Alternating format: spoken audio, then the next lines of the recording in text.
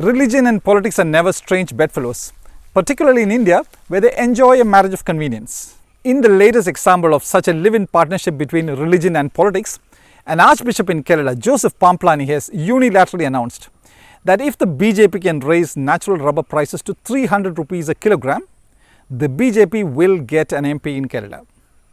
Now that's a deal, the kind of which politics and religion strike in India these days.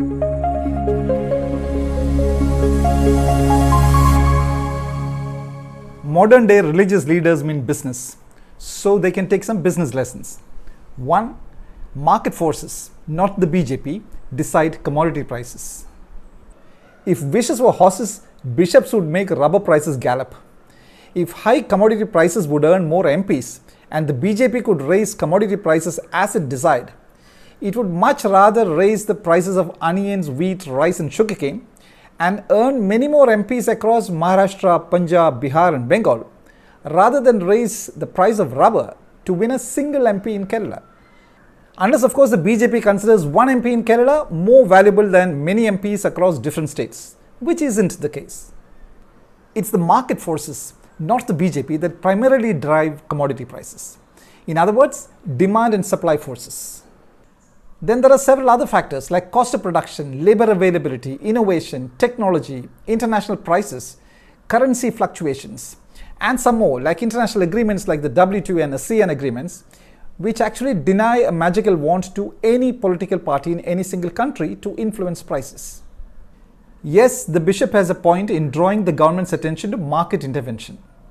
But government's intervention in the market often produces more problems than solutions. Governments should ideally focus on policies that promote competition, transparency and innovation in the market, which will lead to better outcomes for both suppliers and consumers. In fact, in August 2018, the Competition Commission of India had imposed penalties totaling 17.88 billion rupees on some of India's leading tie makers, alleging cartelization. But last heard, the National Company Law Appellate Tribunal, NCLAT, had directed the Competition Commission to issue a fresh order after hearing the parties. For an understanding of India's natural rubber production and consumption, India produced 775,000 tons of rubber in 2021-22 and consumed 1.24 million tons. The bishop has another point in the social impact of the rubber sector. About 92% of rubber production comes from small holdings of about 10 hectares or less, and there are about 1.3 million rubber growers. But that alone is not sufficient ground to demand a certain price for the commodity, because small holdings and marginal farming is a pattern across the country, cutting across onion, rice or sugarcane farming.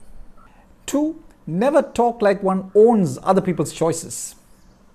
It's never a good democratic process to talk like one owns a block of votes. How can anybody say, do this for us and my people will vote for you?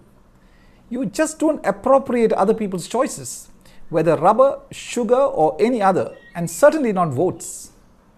Sadly, religious leaders of all hues like to consider their people as herds and shepherd them in a particular direction. And number 3, no one cares for a shrinking community. Democracy is a game of numbers, and people's representatives are elected based on majority votes and nothing else. Viewed in that perspective, the political equity of the Christian community in Kerala is on the decline as fertility drops and youth migrate abroad. This is common to all Keralites, but more acute in the Christian community. See how the Christian community is on the shrink in Kerala. From 19.02% of the population in 2001 to 18.40% in 2011, and perhaps much lower when the 2021 figures are released. To catch the BJP's attention, the archbishop's folks must produce more children than rubber and stay relevant. Now, what do you see in here? Rubber latex or the BJP? Let me leave you with this interesting tale reported by the India Times this week about an interesting Kerala woman who has worked magic with another commodity that is facing a price crunch: coconuts. Maria Kuriakos from Thrissur, Kerala, quit her job as a leadership consultant in Mumbai and founded Tenga Cocoa, a startup that converts discarded coconut shells into eco-friendly products. 2 years after its launch, Eco startup Tenga Coco clocks monthly revenues of 700 to 800,000 rupees. Surely a better way to increase commodity prices than begging a political party for a price hike.